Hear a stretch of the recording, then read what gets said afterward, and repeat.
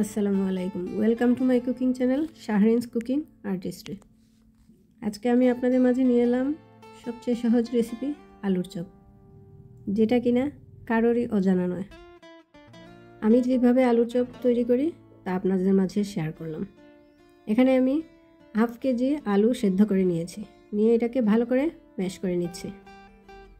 খুব ভালো করে ম্যাশ করে নেব।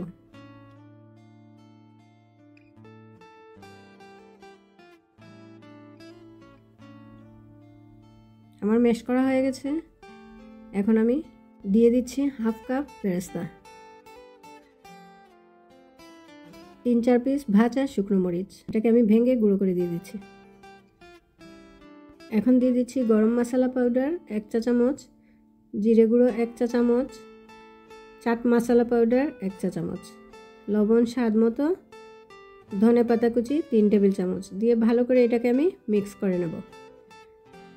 পেঁয়াজের বেরেস্তা এবং শুকনো মরিচ ভাজা দিলে এর ফ্লেভারটা অনেক ভালো আসে। আমার মাখানোটা হয়ে গেছে। এখন আমি কোট করার জন্য 2টো ডিম নিয়ে নিচ্ছি। এটাকে ভালো করে ফেটিয়ে আমি এক পাশে রেখে দেব। এখন আলুর চপগুলো তৈরি করব। এটাতে আমি এক টুকরো ডিম ভেতরে দিয়ে একটু লম্বাটে করে শেপ দেব।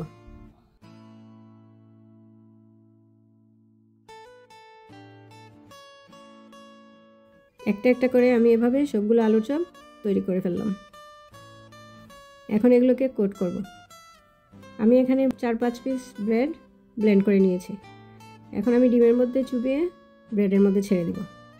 এভাবে পেপারের মধ্যে ব্রেড ক্রাম্ব নিয়ে আলুর চপের মধ্যে ব্রেড ক্রাম্ব লাগালে খুব সহজেই এটা সেট হয়ে যায়। প্রথমে আমি ডিমে কোট করব, এরপরে ব্রেড ক্রাম্বের মধ্যে এটা গড়িয়ে নেব এভাবে, এবং চারপাশে খুব ভালো করে এটা সেট হয় এভাবে করলে।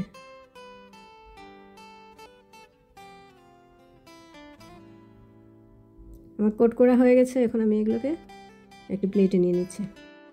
রেসিপিটি যদি ভালো লেগে থাকে তাহলে একটা লাইক, কমেন্ট ও সাবস্ক্রাইব করতে ভুলবেন না প্লিজ। আর ফেসবুক থেকে যদি দেখে থাকেন তাহলে একটা লাইক ও ফলো দিয়ে আমার সাথে থাকবেন।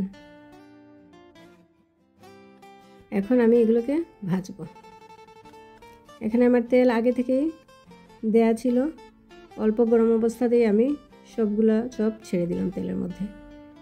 অল্প আছে আস্তে আস্তে উল্টে পাল্টে বাদামি রং করে ভাজবো। আমার চপগুলো রেডি হয়ে গেছে। দেখতে কেমন হয়েছে অবশ্যই কমেন্ট করে জানাবেন। এতক্ষণ যারা আমার সাথে থেকে ফুল রেসিপিটি দেখেছেন তাদেরকে অসংখ্য ধন্যবাদ। পরবর্তী রেসিপি দেখার আমন্ত্রণ রইল।